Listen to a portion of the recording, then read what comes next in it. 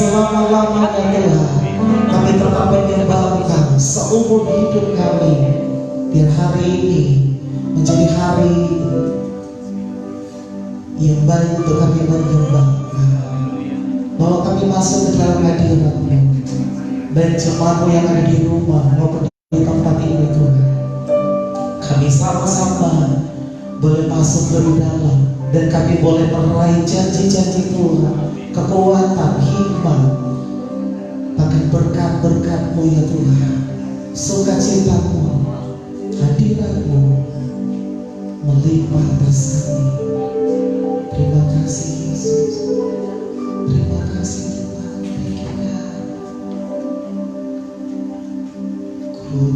hormat akan Engkau, ku kagum hormat akan Engkau, Kau Allah yang layak dipuji, ku kagum akan Engkau, ku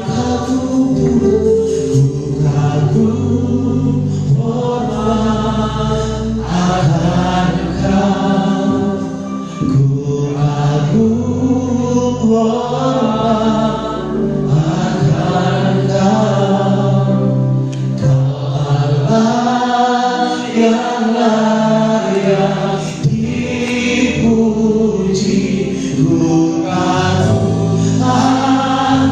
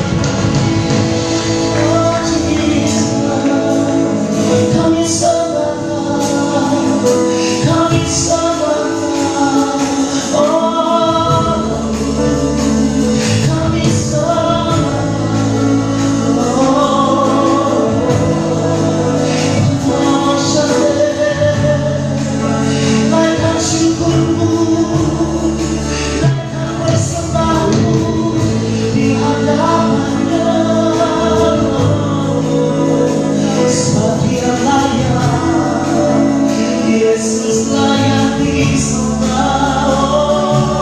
Yesus layak diangkat.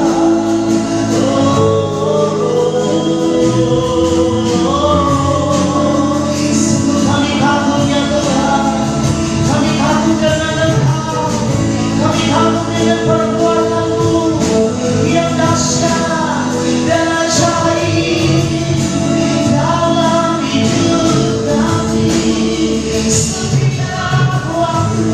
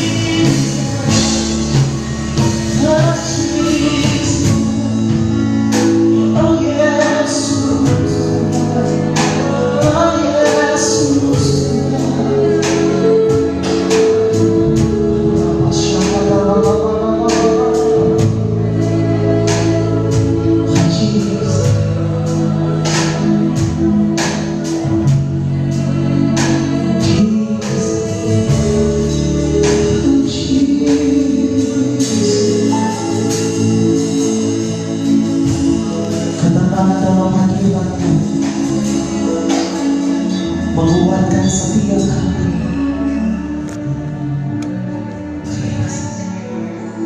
Jesus, di mana Kau ditinggikan Tuhan, di tempat itu pasti ada terobosan. Di mana Kau ditinggikan ya Tuhan, di tempat itu pasti ada pemulihan. Di mana Kau ditinggikan ya Tuhan, di tempat itu pasti ada mujizat. Oh Jesus,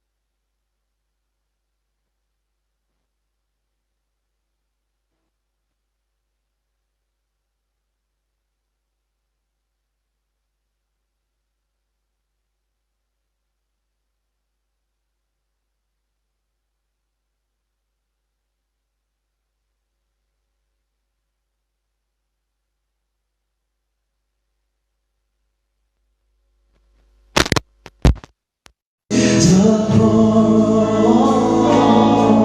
to Thee is right glory, to Thee is right honor, to Thee is right power and majesty.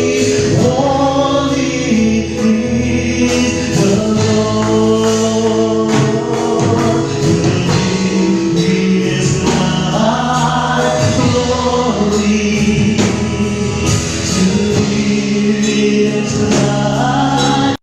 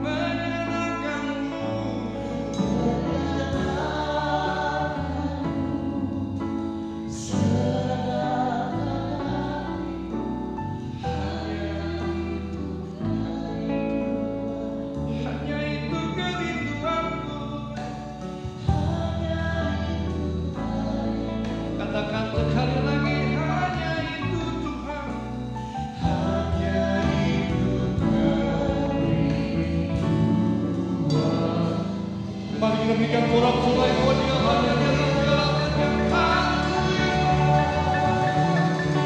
Glory, glory.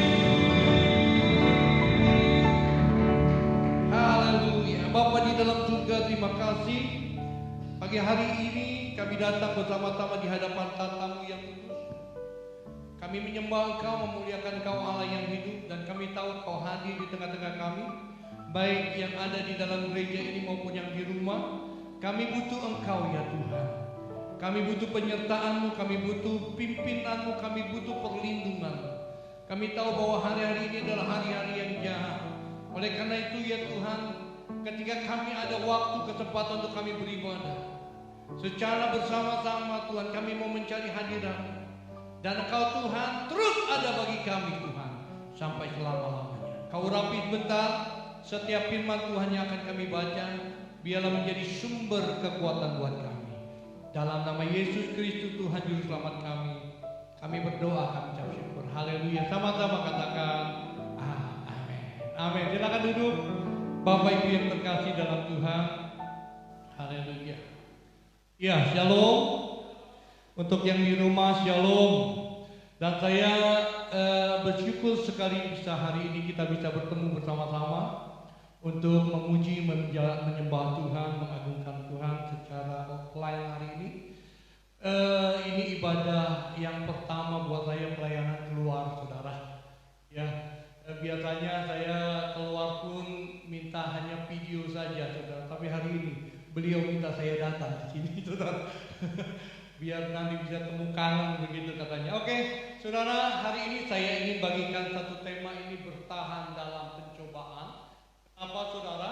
Karena memang hari ini adalah hari-hari yang berat, saudara. Hari-hari ini adalah hari-hari yang penuh dengan tantangan, saudara. Ya, kita tahu bahwa bukan masalah virus coronanya yang kita takutkan saja, saudara. Tetapi ke depan ini yang kita takutkan ini adalah efek-efek dari COVID-19 ini.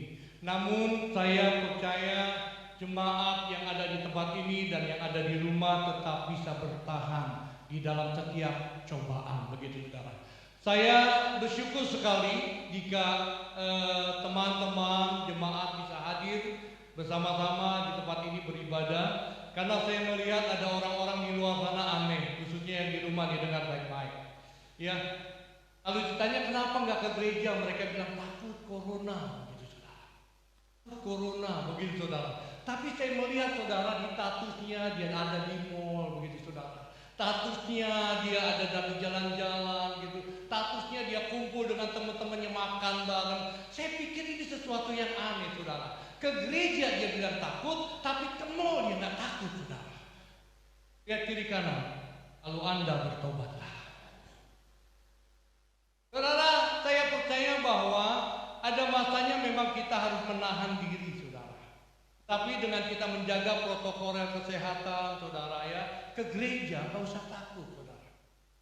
Nggak usah takut. Yang penting memang harus jaga jarak, ya, distancingnya harus kita jaga, saudara, ya supaya semuanya datang dengan selamat, pulang dengan selamat, begitu.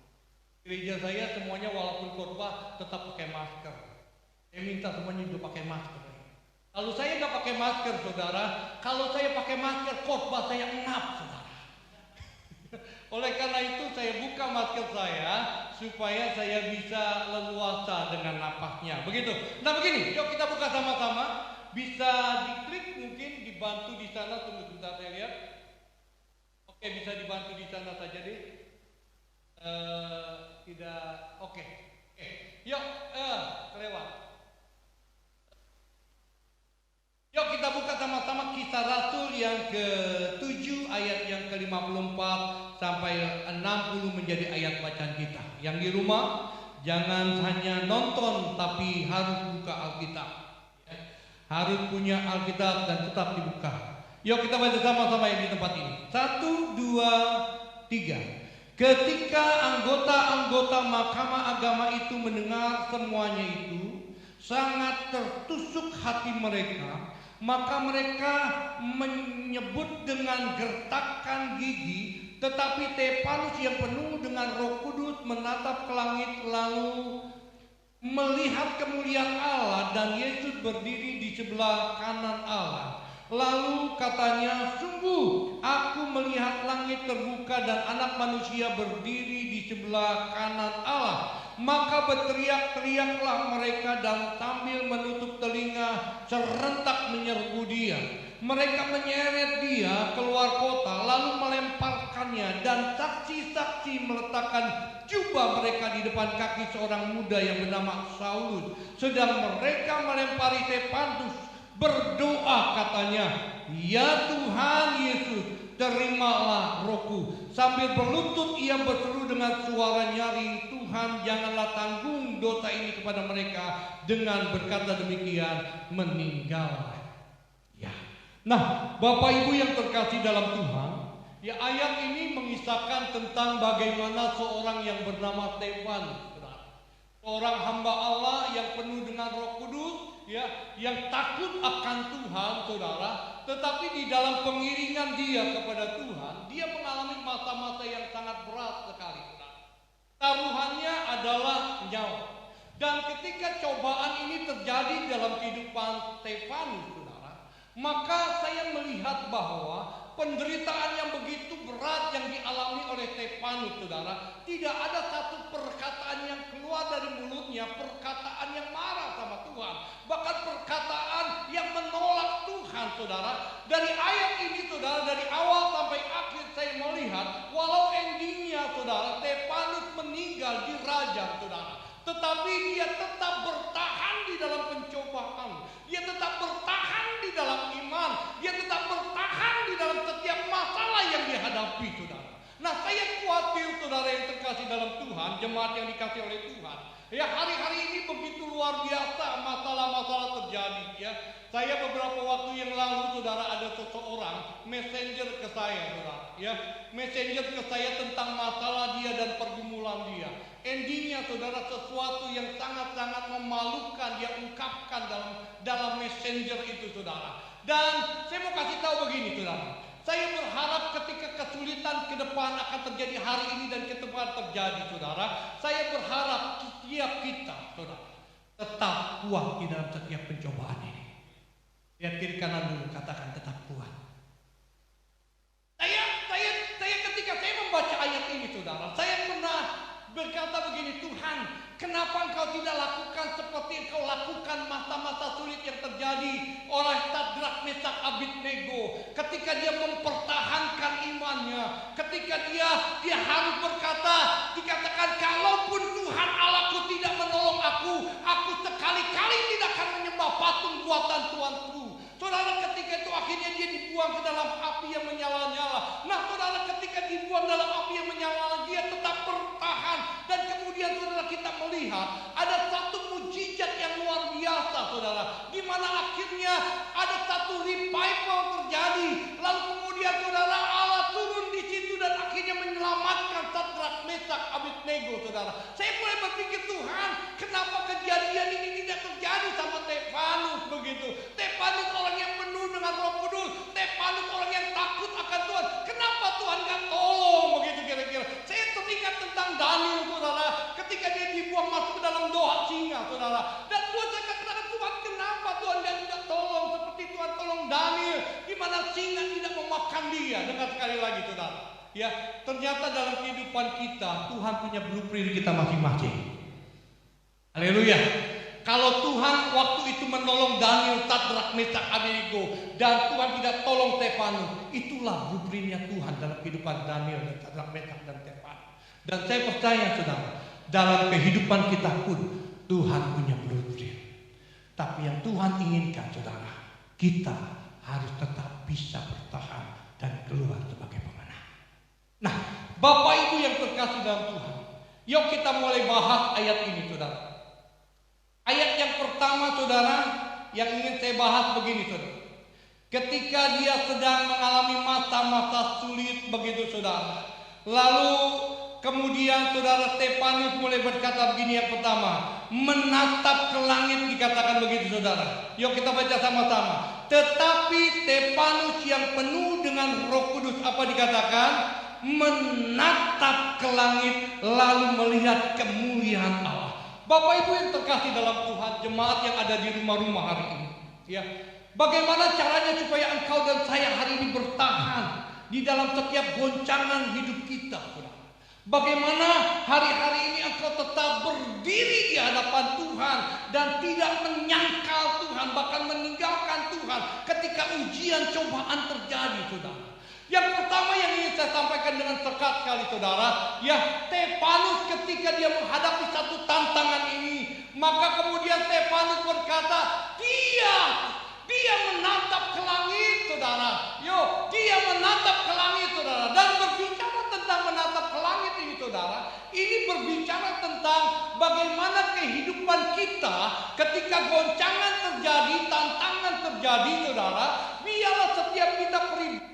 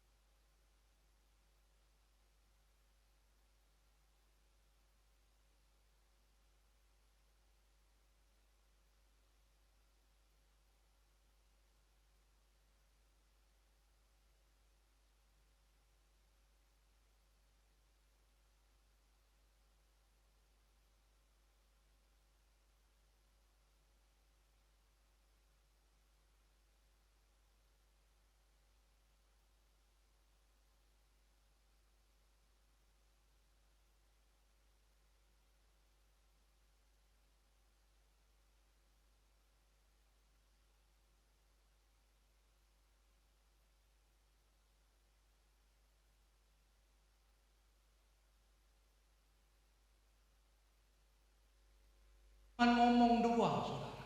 Ketika diklaim omongannya, saudara, lalu dia bilang, itu kan dulu saya ngomong, sekarang beda lagi. Saudara, ketika engkau hari ini ingin tetap kuat, sama-sama katakan tetap kuat, maka yang ingin tekankan hari ini di waktu yang singkat ini ke depan, saudara, jangan melihat pertolongan dari orang lain. Pandang dulu ke surga, minta surga. Nanti surga akan yang ngatur siapa yang akan menolong kita. Saudara, tempat ini baru lagi, saudara. Saya baru dapat kesaksian. Ternyata ada sesuatu yang terjadi di tempat ini. Dulu ngadepnya ke sana, sekarang ngadepnya kemari, saudara.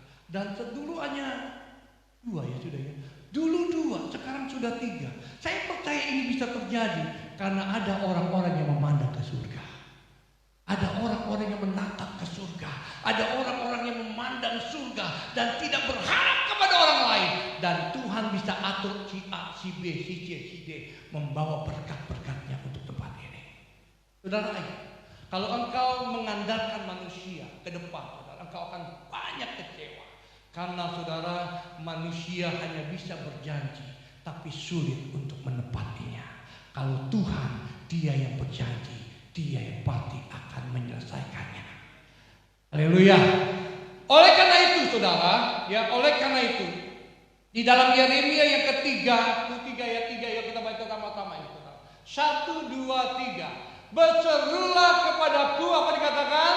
Maka aku akan menjawab engkau dan akan memberitahukan kepadamu hal-hal yang besar dan yang tidak terpahami, yakni hal-hal yang tidak kau ketahui. Dan perlu kita sadari bahwa penderitaan sekarang, apa dikatakan? Tidak sebanding dengan kemuliaan yang akan datang. Oleh karena itu, dengan cepat, saudara, yang pertama yang ingin saya bagikan, pandang ke langit. Bisa dibantu? Saya lewatkan saja ini, saudara. Yang kedua, saudara, dengan cepat. Yang kedua, saudara, di ayat yang ke-59, ya, Kisah Rasul 7 ayat 59 berkata begini. Sedang mereka melemparinya, dikatakan Stefanus berdoa, katanya, ya Tuhan, terimalah roh. Saudara, ini yang ingin saya tekankan. Saudara, saya pernah mengalami masa-masa berat di dalam kehidupan saya. Ketika saya merintis satu jemaat, saudara, ya, saya pernah mengalami 8 tahun, saudara, masa-masa yang sulit dalam hidup saya. Ketika itu untuk makan saja susah, saudara. Untuk beli susu anak saya tidak mampu, saudara. Saya pernah mengalami masa-masa selama 8 tahun, saudara. Ya, untuk beli lipstick istri saya aja saya nggak mampu.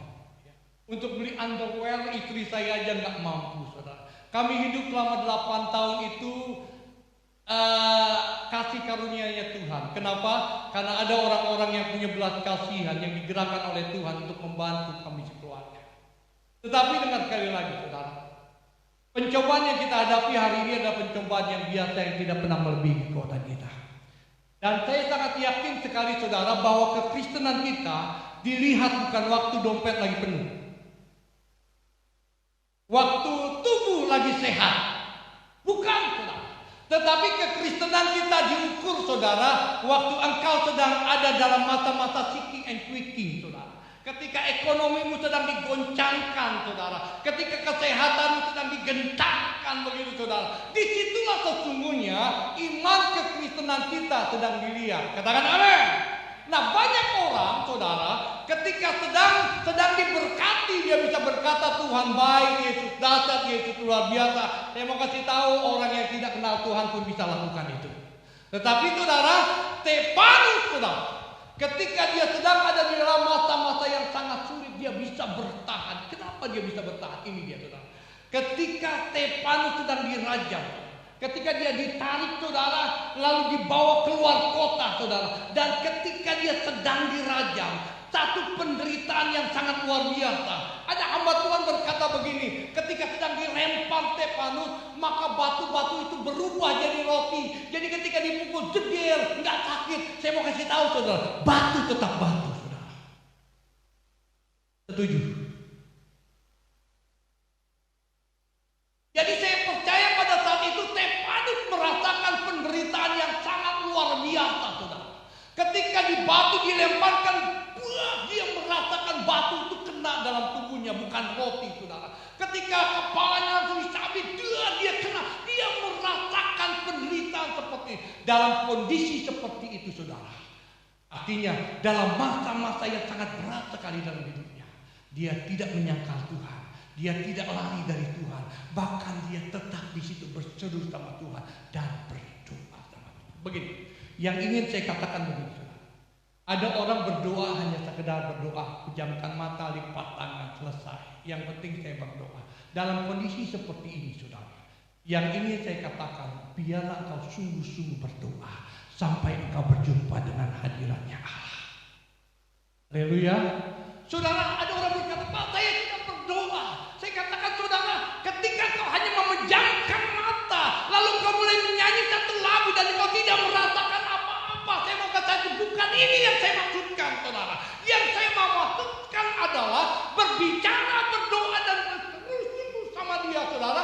Ketika kau masuk dalam hadirannya, air matamu mengalir, engkau merasakan kehadirannya, suaramu yang kau keluarkan sampai terus melengking, saudara, sampai engkau bisa menikmati bahwa dia ada dalam kamarmu hari itu, dia ada dalam persekutuanmu hari ini, dia ada hari itu dan ingin memeluk hidupmu sampai engkau menampakkan satu kebahagiaan, kelepatan yang sangat luar biasa.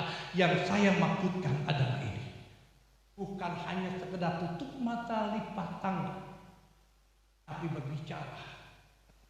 Yang ada dalam masa goncangan, ketika kau ada di dalam masa-masa kesusahan, ketika kau dalam masa-masa yang sangat sulit sekali, engkau mencari hadiratnya Tuhan sampai engkau dan saya mendapatinya.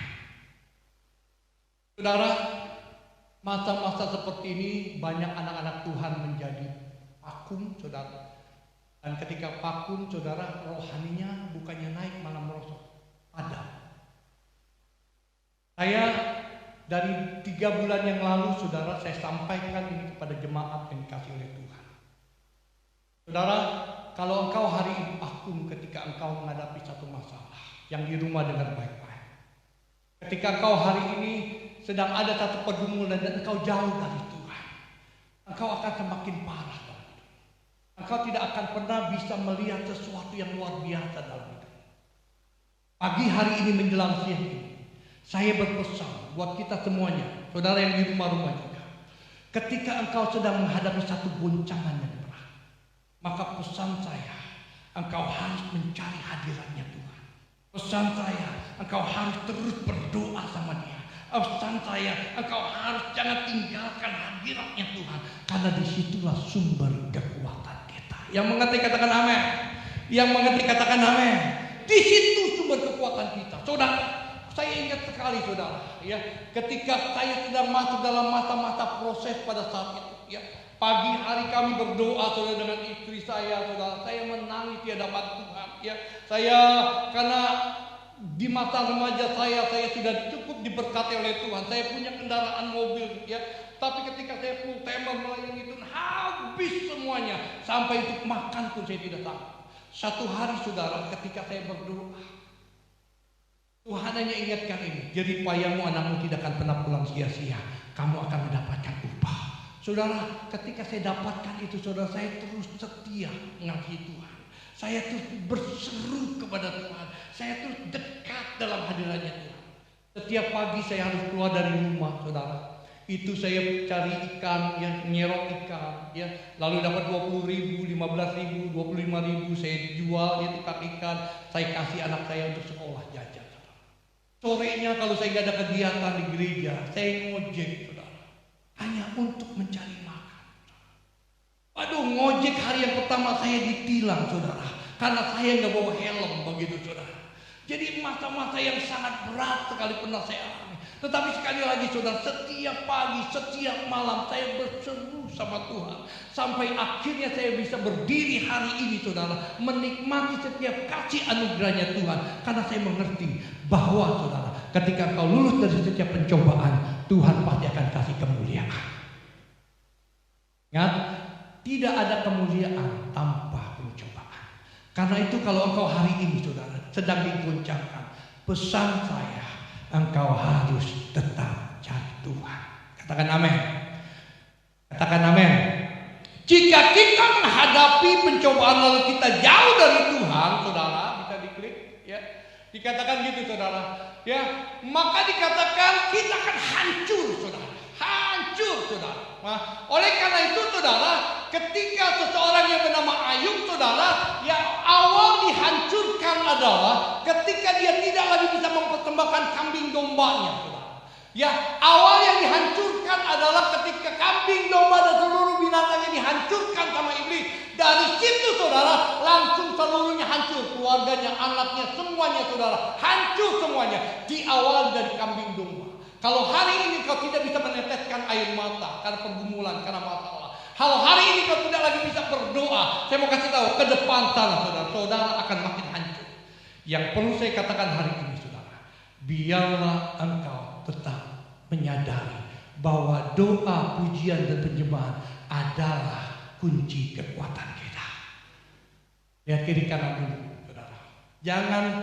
Jangan ditepuk, saudara, nggak boleh sebetulnya, saudara, ya. Kayak mbak ini deket-deket nggak boleh ini. Ini anak atau anak?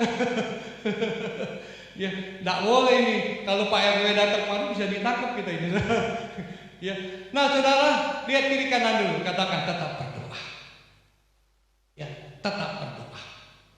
Ya. Nah, Bapak Ibu yang terkasih dalam Tuhan, saya kasih satu ayat yang terakhir, saudara, yang ketiga, bisa diklik, lanjut aja. Ini yang ingin saya bahas lagi, klik lagi. Klik, oke, ini dia. Ini yang ingin saya bahas, saudara. Yuk kita baca, saudara, di dalam ayat yang ke-60, saudara, Kisah Rasul yang ke-7 ayat 60. Kita ini baca, 1, 2, 3. Sambil berlutut ia berseru dengan suara nyaring, Tuhan, janganlah tanggung dosa ini kepada mereka. Dan dengan berkata itu, apa dikatakan? Meninggallah dia. Saudara, ketika saya baca ini, saudara, saya tertarik sekali untuk saya angkat sebagai renungan kita hari ini. Perkataan ini, saudara, ketika Stefanus berkata, Tuhan, jangan tanggungkan dosa ini kepada mereka. Ini ada perkataan yang dikopi dari perkataan Yesus ketika Yesus itu mau disalibkan dan sudah disalibkan di Bukit Golgota. Dan ketika Yesus mau menyerahkan nyawanya, Yesus pernah berkata, Bapa, ampunilah mereka sebab mereka tidak tahu apa yang mereka perbuat. Maka saya katakan begini, saudara. saudara, bahwa perkataan yang dikatakan Stefanus pada saat dia dirajam, saudara, itu adalah perkataan Yesus yang dikopi dengan versinya dia. Saudara. Pada saat itu, Bapak Ibu yang terkasih dalam Tuhan, kondisi murid-muridnya ketika Yesus disalibkan, kita tahu bahwa banyak mereka tercerai-berai, saudara, meninggalkan dia. Tetapi saya percaya kalau seandainya perkataan ini bisa diperkatakan oleh seorang yang bernama Stefanus, saya percaya saudara, pada saat itu Stefanus ada di situ, saudara. Itu yang pertama.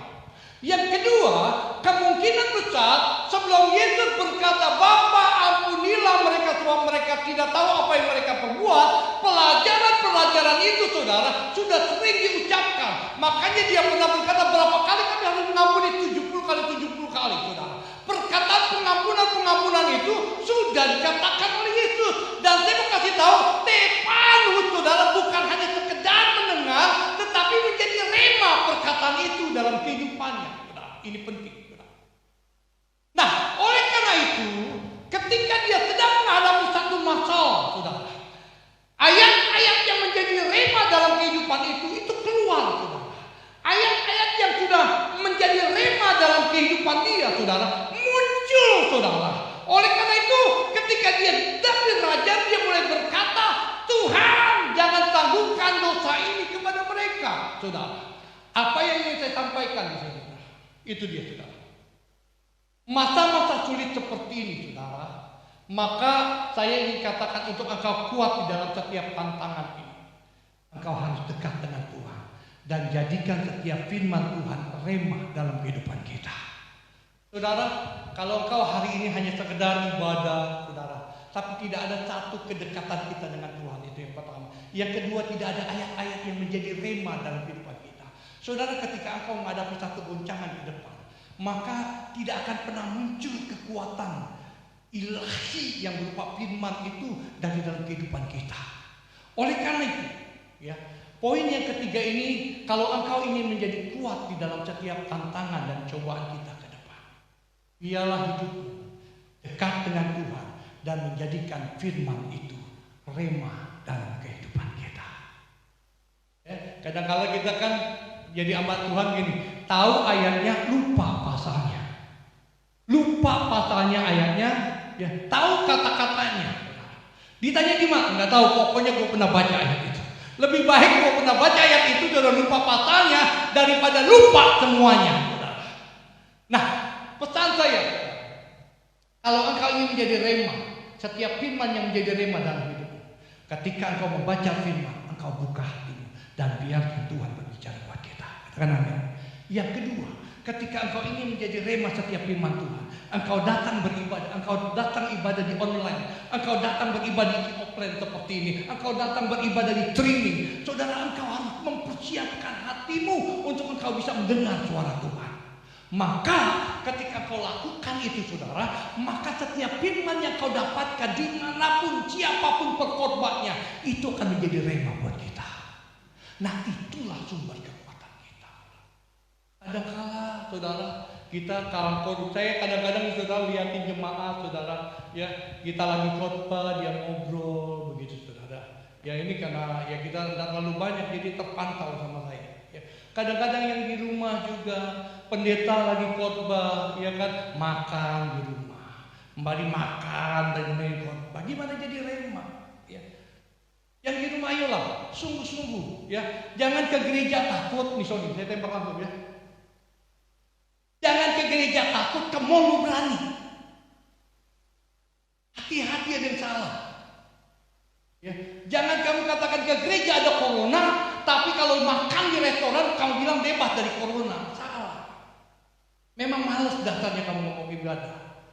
Tapi kalau engkau punya hati yang sama, ya, untuk engkau mencari Tuhan, maka apapun juga masalahnya tidak akan menghalangi kita untuk mencari hadirannya Tuhan.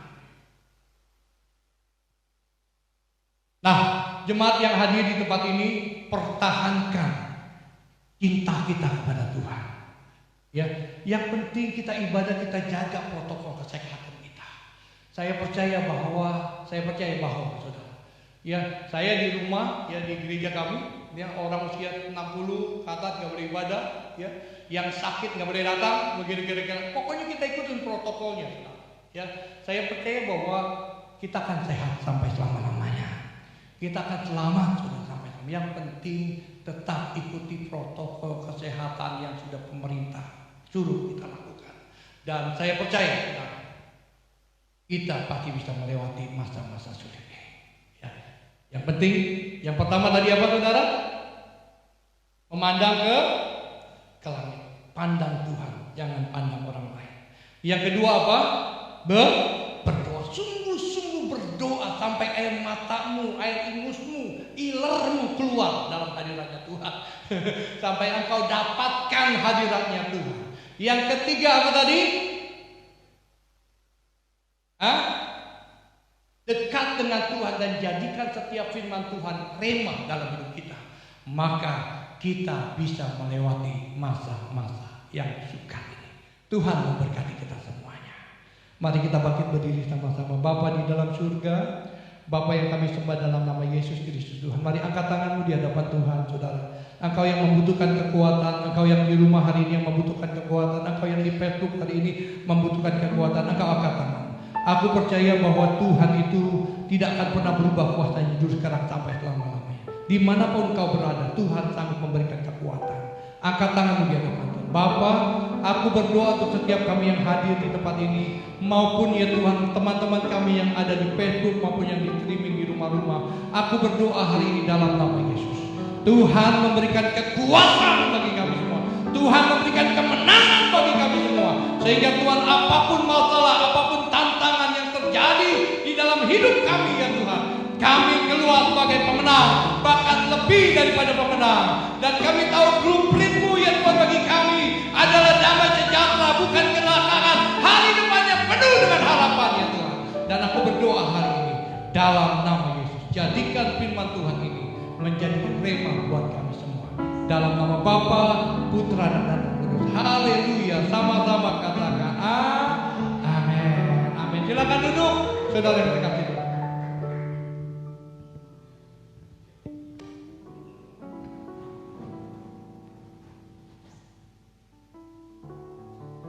Shalom.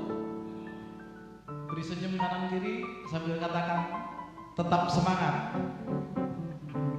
Ada pengumuman tambahan. Yang pertama ialah kita terus taat sama pemerintah. Kita masih ibadah online. Jadi bagi Bapak Ibu yang berumur 60 tahun ke atas juga anak-anak sekolah minggu memang dilarang untuk datang ke gereja. Dan kita ikutin protokol kesehatan supaya kita semua bisa berjalan dengan baik ibadahnya. Kemudian hari ini kita juga akan belajar untuk memberikan persembahan. Ini yang pertama kali kita akan berikan persembahan. Mari kita bersatu dalam doa.